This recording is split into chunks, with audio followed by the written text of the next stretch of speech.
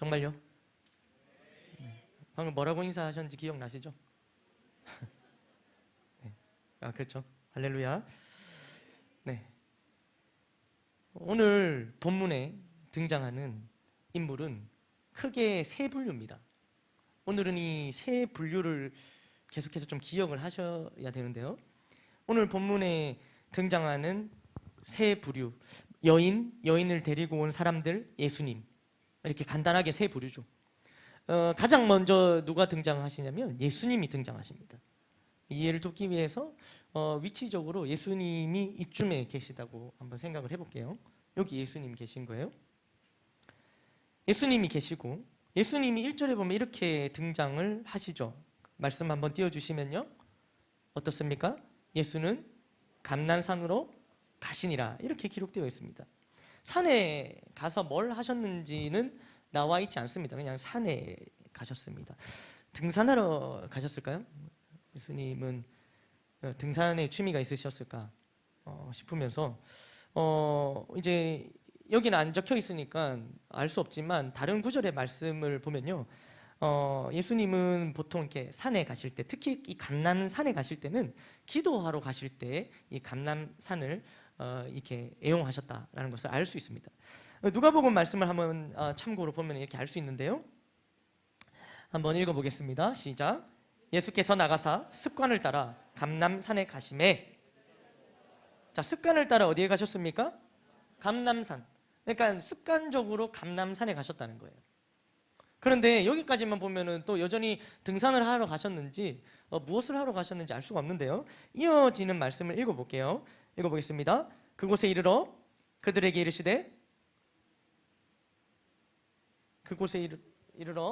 이르시되, 유혹에 빠지지 않게 기도하라 하시고. 자, 기도하라고 하셨어요.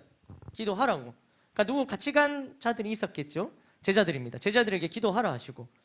그럼 여기까지만 봤을 때는 예수님이 제자들 기도를 좀 시키시려고 감람산에 습관적으로 가셨구나라고 알 수 있는데, 그 다음 절을 읽어보겠습니다. 그들을 떠나 돌돌집 만큼 가서 무릎을 꿇고 기도하여. 아멘. 그러니까 예수님이 습관적으로 감람산에 가셔서 뭘 하셨습니까? 기도하셨습니다. 그럼 습관적으로 감람산에 가신 게 중요합니까? 습관적으로 기도를 하셨다는 게 중요합니까? 기도가 중요하죠. 우리 이 중에서도 습관적으로 기도는 안 하시지만 또 습관적으로 이렇게 산에 올라가시는 분들은 있으시지 않습니까? 잘못된 거 아닙니다. 좋은 겁니다. 할렐루야. 습관을 따라 감람산에 가셔서 기도하셨다는 거예요. 그러니까 오늘 본문 1절에도 예수님께서 감람산으로 가셨다 하고 아무것도 기록되어 있지 않는데 우리가 알 수 있습니다. 예수님 뭐 하러 가셨다? 기도하러 가셨다고 우리가 알 수 있습니다. 근데 오늘 저희가 읽었던 것은 8장 1절인데요. 7장 마지막 절 53절에 보면요, 이렇게 기록되어 있습니다. 같이 읽어보겠습니다.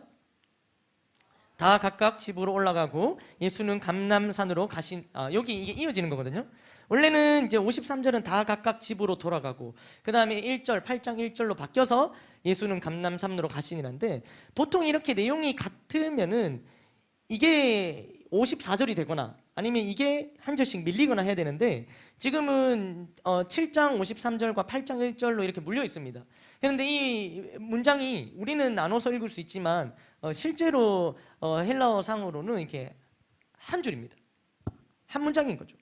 그러니까 이 문장을 겹쳐서 일부러 적어 놓은 건데, 한 센텐스로 읽으면은, 한 문장으로 읽으면 어떻습니까? 다 각각 집으로 돌아가고 예수는 감람산으로 가시니라.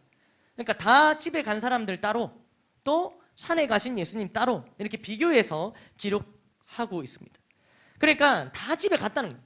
각각 사람들 다 자기 집에 갔는데 예수님만은 집에 안 가시고 기도하러 산으로 가셨다는 것을 이렇게 대조해서 말씀에 기록하면서 강조하고 있는 부분입니다. 이것을 통해서 우리는 예수님의 삶과 사역을 좀 들여다볼 수 있겠죠. 오늘 우리는 어떻습니까? 우리는 각각 집에 안 갔잖아요. 그렇지 않습니까? 각각 집이 있으시잖아요. 그런데 우리는 각각 다 집에 간 게 아니라 이렇게 기도하러 이곳에 모였다는 거죠. 왜 모였습니까? 금요폭풍 기도회. 여기 모임 자리가 금요폭풍 기도회입니다. 왜 모였을까요? 맞습니다. 금요나 폭풍 때문에 모인 게 아니라 기도 때문에 모였죠. 그러니까 그렇게 해서 기도하기 위해서 모인. 굳이 우리가 비가 이렇게 오는데도 우리가 굳이 각각 집에 가지 않고 여기 모였다는 겁니다. 중요한 대목이죠. 우리가 이 중에는 뭐 아주 뭐 기도하고 오늘 응답받고 막 사모하는 마음으로 막 특별한 마음으로 나온 분들도 계실 거고, 또 습관을 따라서 나오신 분도 있습니다. 그러니까 습관 따라서 이렇게 그냥 뭐 이렇게 정신 차려 보니까 교회에 앉아 있어요. 지금 금요일 날 이렇게 막 뭔가 이렇게 결단하고 나온 건 아닌데 어느덧 보니까 여기 앉아 있다라는 거죠. 그런데 습관적으로 기도해 온 거 잘못한 것입니까? 아니라는 거예요. 오늘 예수님 볼 때 습관을 따라 감람산에 가셔서 기도하셨던 예수님을 볼 때 우리가 습관을 따라 이렇게 금요 기도에 오셨다, 습관을 따라 예배에 참석을 한다, 그러니까 습관적 예배 참석 뭐 이런 것들이 잘못된 게 아니죠. 오히려 예수님 닮은 좋은 습관이 우리에게 생긴 겁니다. 아멘. 습관을 쫓아온 금요 폭풍 기도회예요. 혹은 특별한 마음을 가지고 오늘 이 자리에 발걸음하신 분들도 있을 건데요, 오늘 하나님의 특별한 은혜가 임하시기를 주님의 이름으로 축복합니다. 네. 그렇게 예수님은 습관을 따라서 산에 가셨다가 그 다음 2절에 보면은 이렇게 기록되어 있는데요, 읽어보겠습니다. 시작. 백성이 다 나아오는지라 앉으사 그들을 가르치시더니, 그러니까 전날은 산에 가셔서 기도하시고 다음날 아침에 다시 성전에 오셔서 뭘 하셨냐면은 찾아오는 그 백성들을 가르치신 거예요. 기도하고 또 사람들을 가르치시는 예수님의 사역입니다. 그런데 이렇게 이제 첫 번째 등장인물 봤습니다. 예수님. 두 번째 등장인물이 등장을 하죠. 3절에 보면은 서기관들과 바리새인들이 등장을 딱 합니다. 두 번째 부류입니다. 서기관들과 바리새인들은 어떤 사람들이냐면 율법을 아주 그냥 연구하고 해석하고 또 가르치는 자들입니다.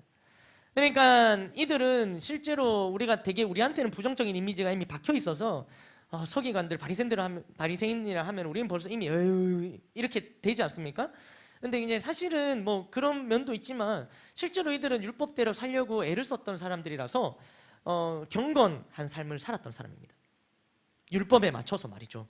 그래서 뭐 상당수의 이런 바리새인들과 이 사람들은 존경을 받기도 했었습니다. 그러니까 또 가르치는 위치에 있었겠죠. 아무튼 서기관들과 바리새인들이 이제 등장하는데요, 그냥 등장하는 게 아니라 어떤 여자를 끌고 등장을 합니다. 3절 한번 같이 읽어보겠습니다. 시작.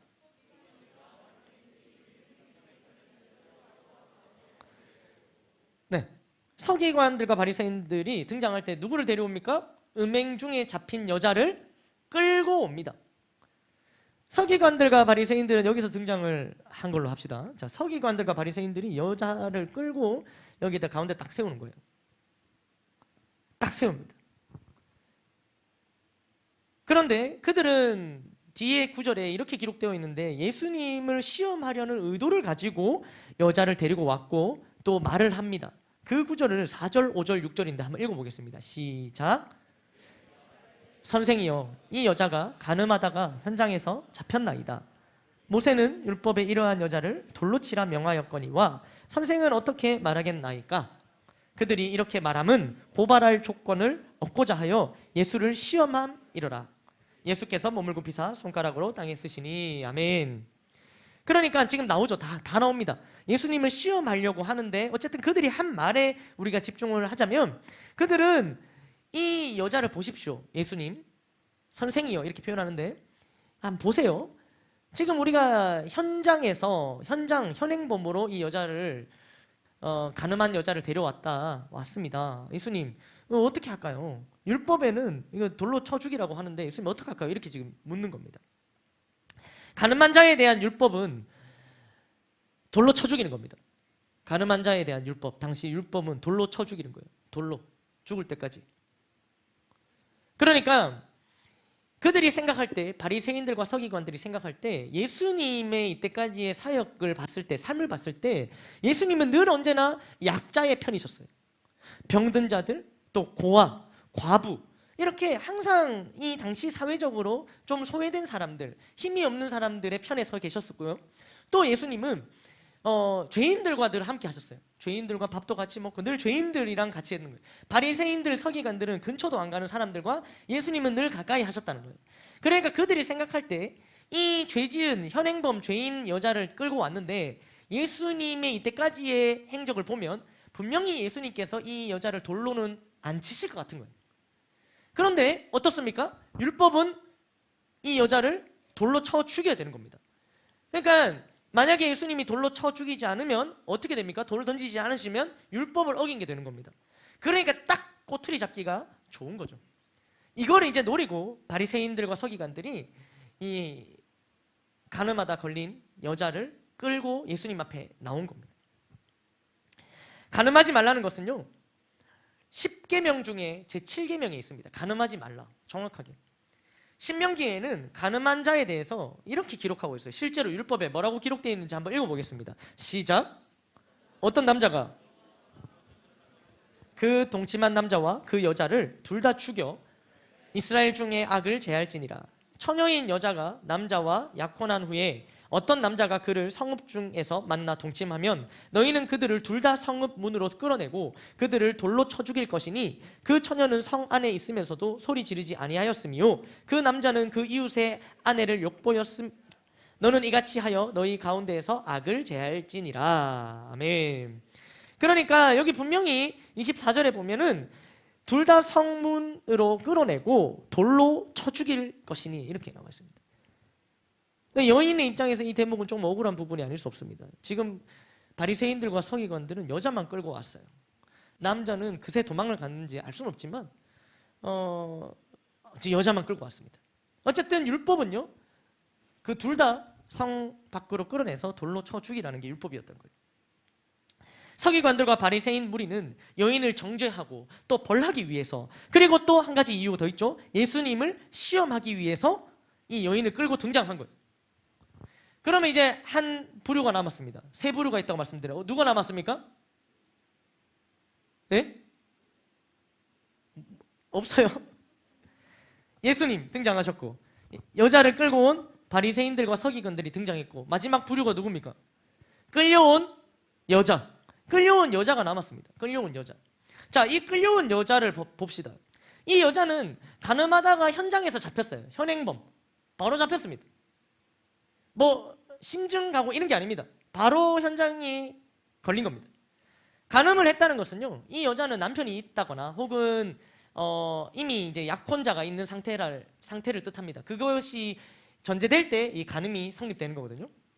그래서 이 여자는 이제 잡혀갖고 서기관들과 바리새인들한테 이렇게 질질 끌려와서 이렇게 막 아주 험한 꼴이었겠죠. 그리고 여기 이제 가운데 선 겁니다. 많은 사람들이 보는 이 가운데에 서게 된 거죠. 현장에서 잡혔기 때문에 변명의 여지도 없습니다. 아니요, 근데 그게 그런 게 아니라 이런 게 없어요. 현장에서 잡혔어요. 그렇기 때문에 율법에 의해서 이 여자는 곧 죽을 운명입니다. 아주 그냥 처분만 정해진 거고요. 뭐 바람이 있다면 뭐겠습니까, 여러분? 여러분, 이 여자의 바람이 있다면? 그렇죠. 돌 몇 개 안 맞고 죽는 거겠죠. 그렇지 않습니까? 돌 랜덤 아니겠습니까? 뭐 한 방에 죽을 수도 있지만 이게 뭐 돌 100개를 맞아도 안 죽을 수도 있어요. 그러니까 이 여자는 이제 변명의 여지도 없고, 아, 이제 나는 죽는구나. 누가 시계 던져갖고 몇 개 안 맞고 죽었으면 좋겠다, 뭐 이런 마음도 들었을 거고, 이미 이제 끝이 난 상황입니다. 여자.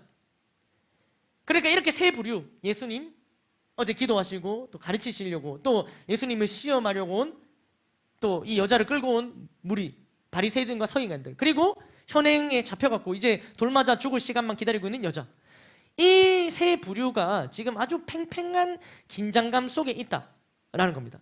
이해되셨습니까? 아주 팽팽한. 그러면은 우리가 이제 여기에 들어가 봅시다. 말씀에 들어가서 여러분들은 어느 위치에 서 있겠습니까? 여러분들은 지금 삶에서 나는 어디에 서 있습니까? 예수님 위치에 서 있습니까? 어제 산에 갔다 오셨습니까? 아니면 바리새인들과 서기관들 입장입니까? 정죄하고 벌하는 입장. 혹은 예수님이 이거는 좀 곤란하실 걸 하는 그런 입장입니까? 마음에? 아니면 끌려온 여인, 아, 걸렸구나. 난 끝이구나. 이런 입장입니까? 어떻습니까? 여기에 들어가 보자는 거예요. 먼저 첫 번째입니다. 우리 당연히 뭐 예수님 쪽에 우리가 서 있을 수 없으니까 여기 아니면 여기일 텐데 첫 번째를 봅시다. 내가 끌고 온 바리새인들과 서기관 입장이 정죄하고 벌하는 입장에 우리가 서 있다고 생각을 해봅시다. 서 있습니다. 우리가 사실은. 그걸 어떻게 알 수 있습니까? 우리는 범죄 현장, 범죄 이야기 이런 거 들으면은 마음속에서 뭐가 올라옵니까? 아주 분노가 올라옵니다. 흉악범들, 아동범죄, 여성범죄 이런 것들이 올라오면은 우리의 그 초미의 관심사는 뭡니까? 그 범죄자가 벌을 얼마나 받느냐 이겁니다. 근데 어느 정도 벌을 받아야 사람들이 만족합니까? 예? 거의 사형이죠. 예. 사형 아니면 우리 네티즌들은 만족하지 않습니다.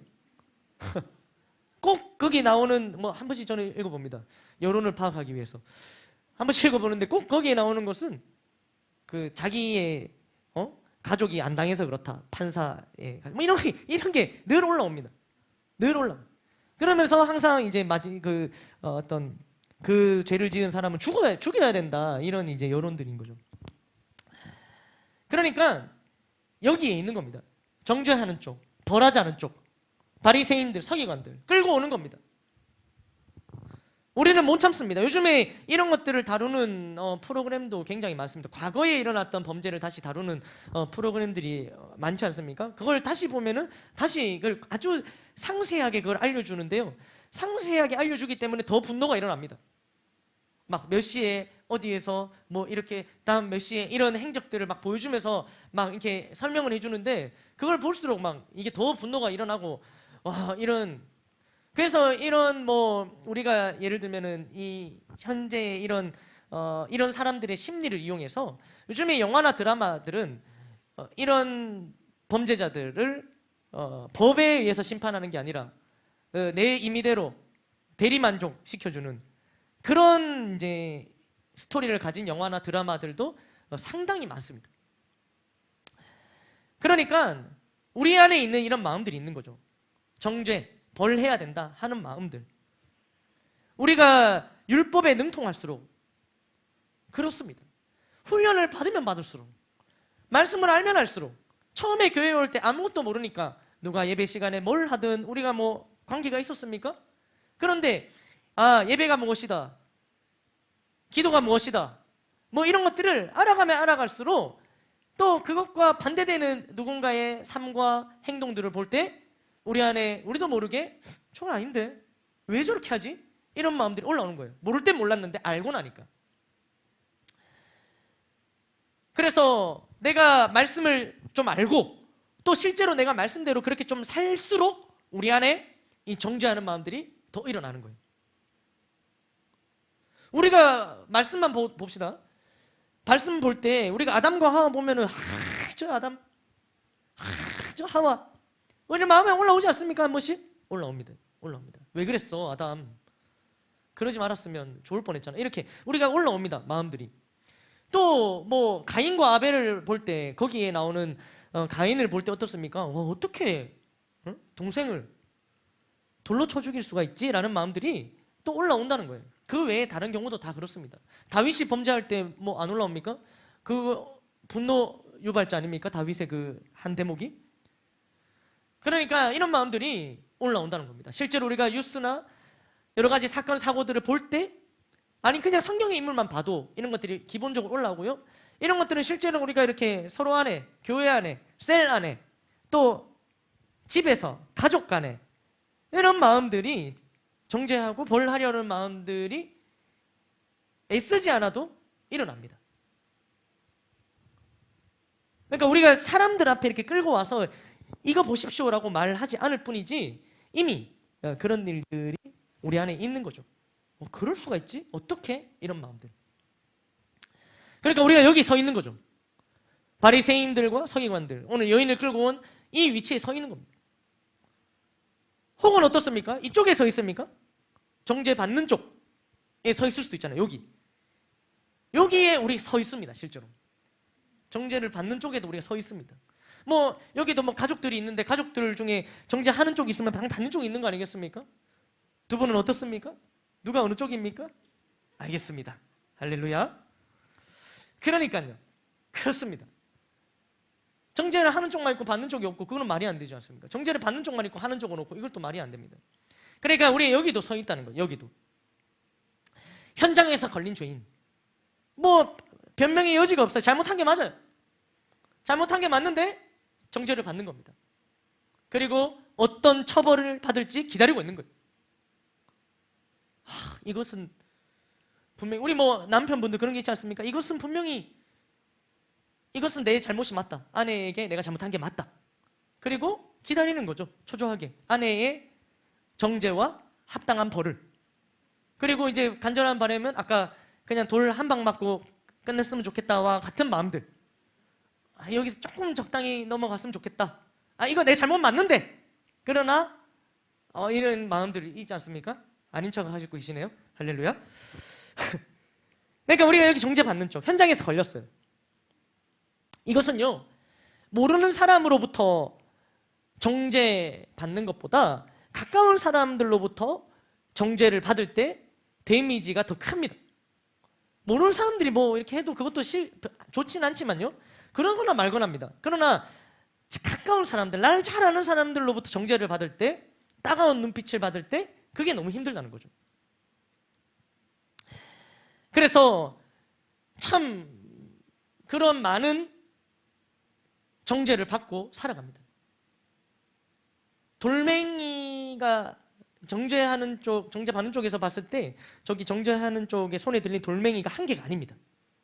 여러 개의 돌을 들고 있습니다. 한 명이 한 개를 던지는 게 아니라 한 명이 여러 개의 돌을 들고 있는 거예요. 무시무시합니다. 수시로, 말로, 눈빛으로 정죄받습니다. 우리는. 그러면서 우리 스스로 어떤 마음이 드냐면 낙인 찍힌 것 같은 인생. 나는 이제 낙인이 찍혔구나. 이거는 복구할 수 없구나 라는 마음들이 우리 안에 들어오는 거예요. 이미 난 낙인 찍혔다. 정죄받는 입장. 이 여자의 마음이 그렇지 않겠습니까? 현장에서 걸렸어요. 이제 난 낙인 찍혔다. 그리고 최후의 벌만 기다리고 있는 상황이에요. 낙인 찍힌 것 같은 인생. 그래서 누가 나를 어떻게 볼까가 굉장히 의식이 되는 삶을 살아가는 거예요. 그래서 실제로 누군가 나를 정죄하는 그 분량보다 훨씬 더 내가 셀프로 막 끌어다가 정죄를 받는 거예요. 그래서 초미의 관심사는 저 사람이 나를 어떻게 볼까? 이겁니다. 그런데 이미 결정도 나 있어요. 스스로 난 낙인이 찍혔지. 그래서 저 사람은 나를 이렇게 보고 있을 거야 라고 이미 생각을 해버립니다. 그러니까 눌립니다. 그러니까 그것을 이미 낙인이 찍혔다 생각하니까 이것을 만회하려는 새로운 시도나 도전을 하기가 어려워요. 이미 끝났으니까. 그렇게 우리는 이 정죄받는 입장에 여기 서 있습니다. 살아가면서. 그런데 한 가지 경우가 더 있습니다. 어떤 경우일까요? 여기는 서 있을 수가 없겠죠. 예수님 자리는. 한 가지 경우가 더 있는데 이런 경우가 있습니다. 내가 정죄하는 쪽에도 내가 서 있고요. 정죄를 받는 쪽에도 내가 서 있습니다. 어떤 경우입니까? 내가 나를 정죄하는 거예요. 내가 나에게 돌을 던지는 겁니다. 이런 경우가 있다는 거예요. 스스로에게 실망합니다. 스스로를 기대하지 않습니다. 낙심합니다. 좌절합니다. 누구도 나한테 뭐 말한 게 아닌데 이미 내가 나에게 실망을 해버린 거죠. 아까도 말씀드렸지만 정죄하는 쪽은 뭘 아는 사람이라 했습니까? 율법을 아는 사람들, 말씀을 아는 사람들, 훈련을 좀 받은 사람들이 더 정죄를 잘하는 거죠. 그러니까 훈련받은 나를 더 정죄 잘하는 겁니다. 그렇게 훈련받았는데, 그렇게 들었는데, 그렇게 말씀을 아는데, 그렇게 교회를 오래 다녔는데 이 모양이네 하면서 돌을 던지는 거예요. 누가? 내가 나에게. 그래서 이건 역시도 이게 더 무서운 거예요. 왜냐하면 시간도 공간도 제약을 받지 않아요. 내가 나를 정죄할 때. 왜냐하면 그냥 나 혼자 있으니까 언제나 어디서나 내게 나는 돌을 던질 수 있다는 겁니다. 언제나 어디서나 나를 정죄할 수 있는 거예요. 누가 나에게 정죄하는 걸 들을 때는 같이 있어야 되는 거예요. 어떤 상황이 만들어져야 됩니다. 그러나 내가 나를 정죄할 때, 내가 나한테 돌 던질 때는 상황이 필요 없습니다. 시간도 가리지 않습니다. 언제나 그런 경우가 발생할 수 있다는 거죠. 특히 혼자 있을 때. 그래서 이런 경우도 마찬가지로 새로운 시도나 도전을 할 수 없다는 거죠. 이미 내가 던지고 내가 맞고, 내가 또 던지고 내가 맞고. 나는 안 돼. 역시 나는 안 돼. 그럼 그렇지. 나는 못해. 역시 그럼 그렇지. 나 같은 게 뭘 하겠어. 라는 말들이 우리 스스로에게 올라온다는 겁니다. 그게 내가 나한테 돌을 던지는 겁니다. 자, 세 가지 경우를 말씀드렸습니다. 우리는 어디에 서 있습니까? 지금 여러분들은 어디에 서 있습니까? 바리새인들과 서기관들의 입장으로 누군가를 향한 돌을 던질 준비를 하고 있는 입장입니까? 아니면 돌을 던지고 있습니까? 아니면 여기에 서서 여기에 엎드려서 그 돌을 맞고 있습니까? 정죄 받고 있습니까? 아니면 내가 던지고 내가 맞고, 내가 날 정죄하고 내가 나한테 정죄받고 이러고 있습니까? 어떤 경우입니까? 이러한 상황 속에 있는 사람들 가운데에 예수님이 서 계신데, 그 예수님이 지금 이렇게 벌어진 상황 가운데 어떻게 하셨는지를 말씀을 통해 봅시다. 6절 말씀인데요. 6절 말씀. 예수님은 이런 상황 가운데 이렇게 말씀하십니다. 읽어보겠습니다.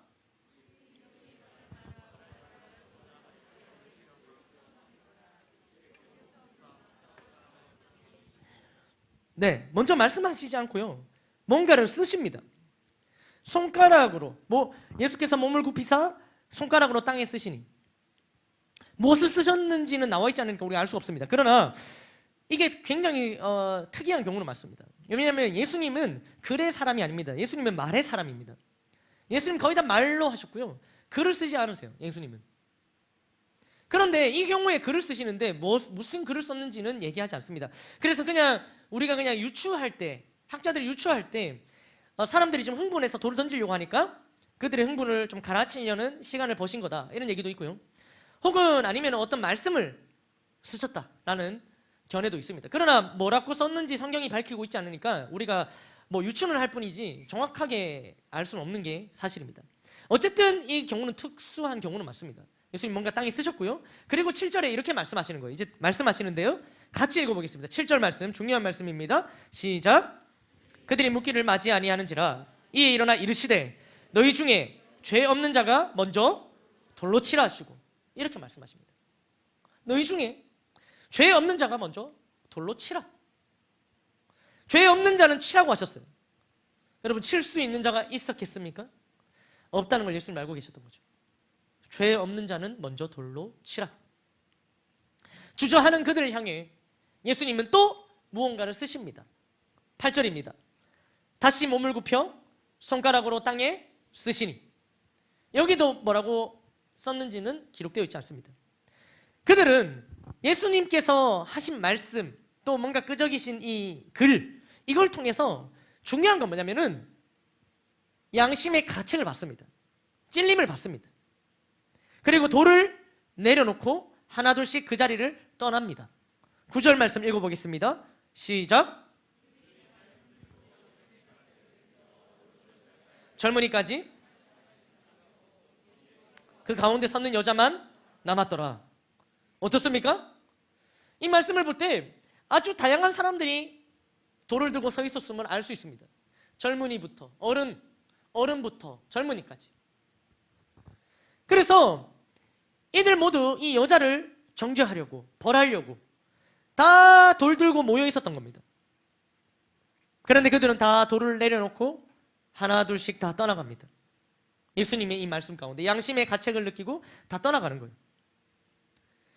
그런데 단 한 사람, 누가 남아 있습니까? 여자가 남아 있는 거예요.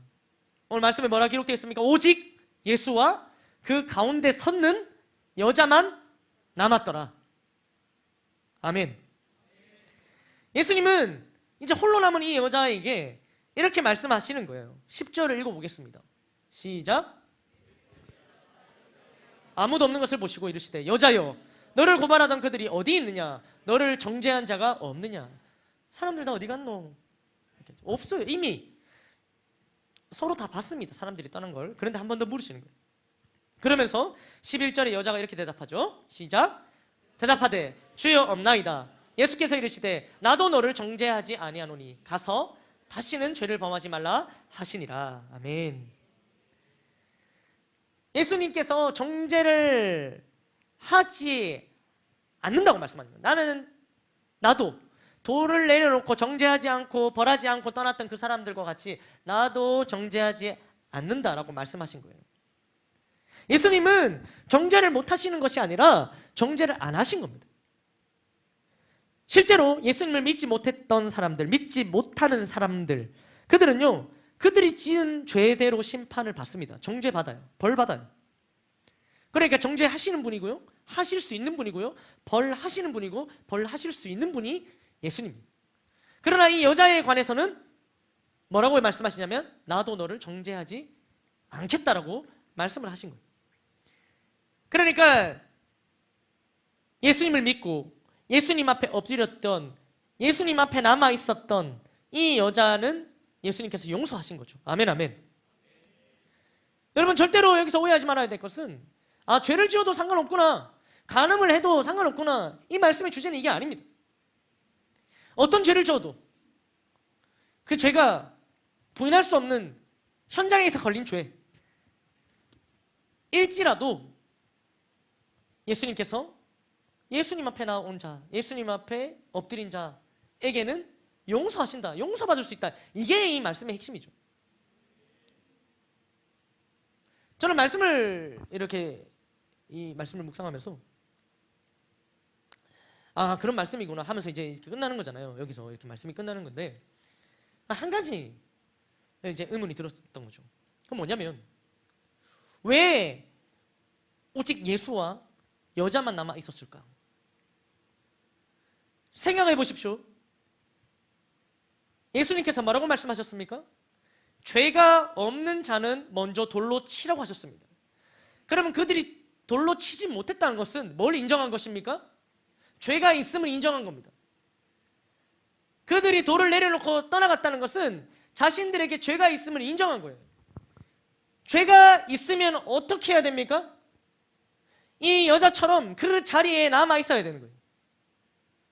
이 여자가 다 떠나가도 끝까지 예수님 앞에 남아 있었던 것과 같이 그들도 돌을 내려놓고 자기 갈 길 가는 것이 아니라 돌 내려놓고 같이 그 자리에 무릎을 꿇었대요. 같이 무릎을 꿇어야 했었다는 거죠. 근데 아무도 없어요. 자신들이 죄가 있음을 인정을 했지만 예수님 앞에 없다는 겁니다.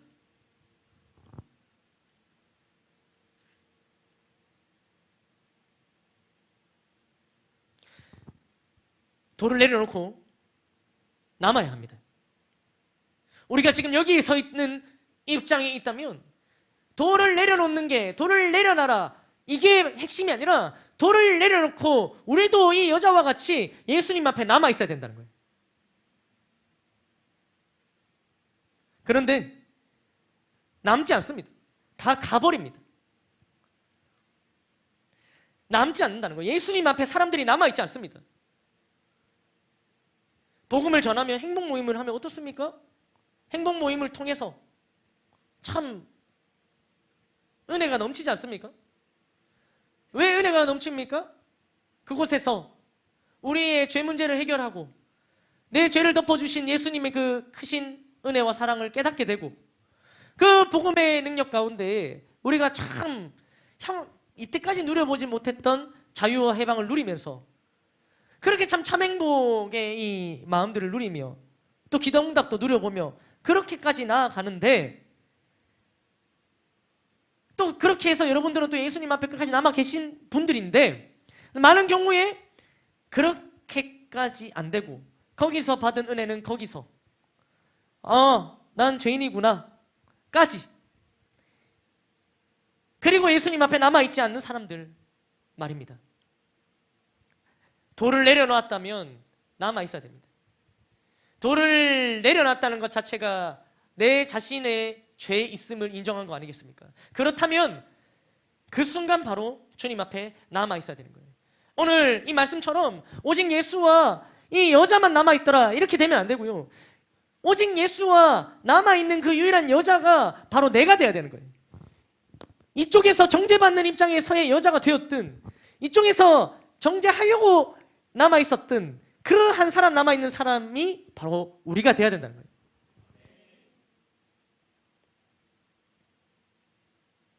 그래서 남아서 주님 앞에 엎드려야 하고요. 또 주님 앞에서 엎드리고 용서받아야 하고 또 그렇게 용서받고 주님 앞에 바로 서야 되는 겁니다. 그냥 내려놓고 자기 갈 길 가버리면 안 된다는 겁니다. 말씀을 맺겠습니다.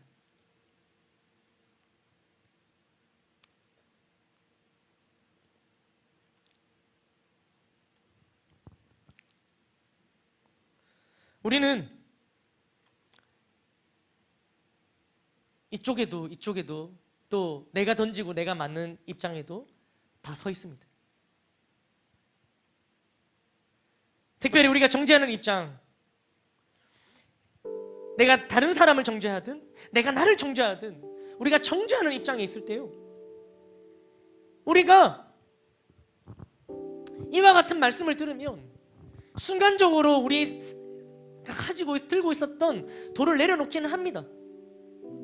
그러나 거기서 멈춰서는 안 되고요, 엎드려야 되는 거예요. 그리고 예수님의 음성을 들어야 됩니다. 나도 너를 정죄하지 않겠다, 용서한다, 그리고 사랑한다. 이것을 이 여자는 남아있었기 때문에, 오직 예수와 이 여자는 남아있었기 때문에 이 여자가 들었던 것 같이, 이 여자만 들었었던 것과 같이 오늘 우리가 남아서 이 음성을 들어야 됩니다. 예배의 자리는 이 자리는 남는 거예요. 함께 하는 거예요. 누구와? 주님과 함께 하는 자리입니다. 바로 이 자리에 앉았다는 것이 바로 오직 예수와 남았더라, 이 자리가 남는 자리예요. 예수님 앞에 남아있는 자리가 바로 이 자리입니다. 기도하는 자리가 바로 예수님 앞에 남아있는 자리입니다. 오늘 여러분들 그러한 어떠한 마음으로 나와오셨든 이 자리에 남아야 되는 거예요.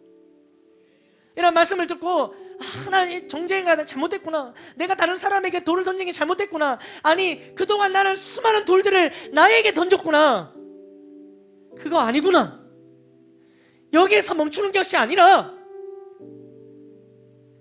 오늘 이 여자와 같이 예수님 앞에 남아야 되는 거예요.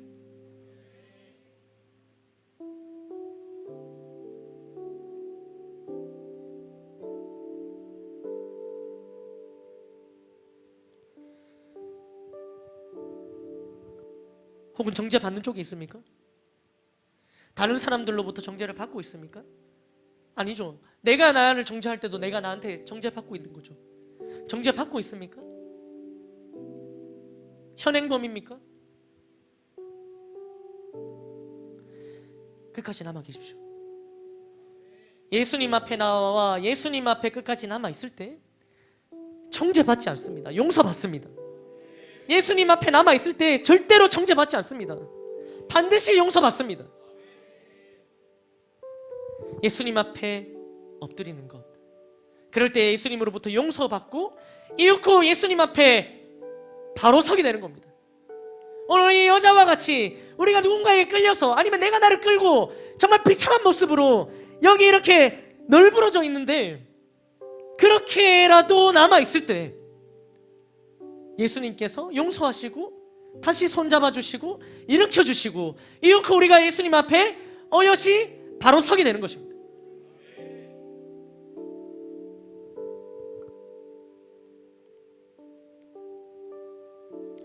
어쩌면요, 행복 모임을 이제 우리가 시작을 하는데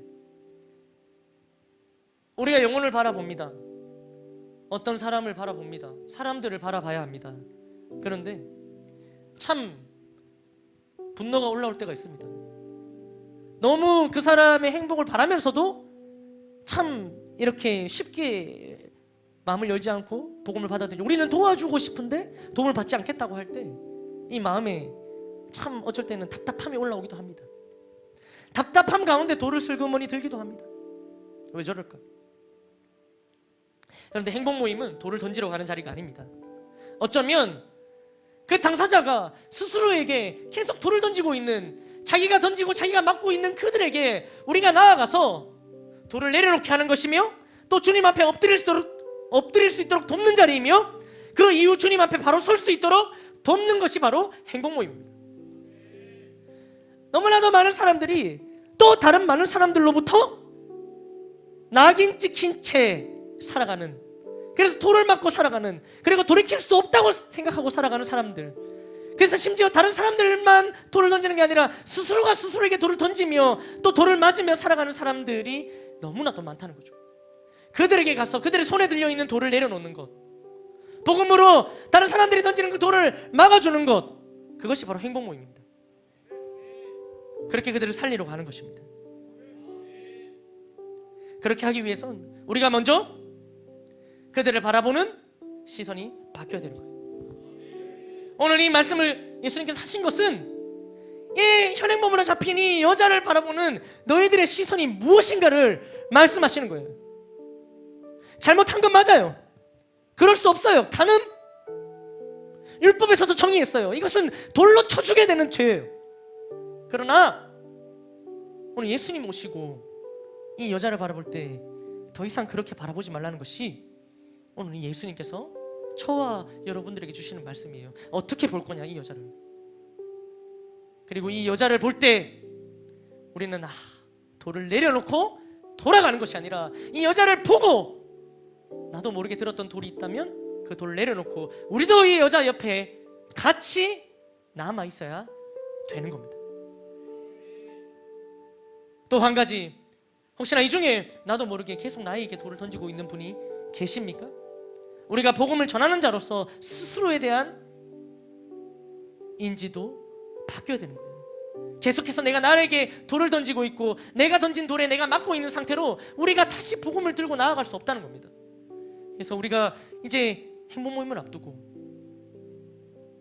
더 이상 내가 나에게 던졌던 돌 내려놓고 오늘 이 시간 오직 예수와 여자만 남았던 것과 같이, 오늘 많이 모였지만 오늘 이 시간, 기도하는 시간만큼은 오직 예수와 나만 남아서 주님과 독대하며 기도하는 시간이 되기를 소망합니다. 오늘 그래서 오늘 주님께서 들려주시는 말씀과 같이 나도 너를 정죄하지 아니한다, 용서한다, 그리고 사랑한다 말씀해 주시는 그 음성을 꼭 듣고 돌아가시기를 주님의 이름으로 축복합니다. 모든 영광 하나님께 올려드리겠습니다.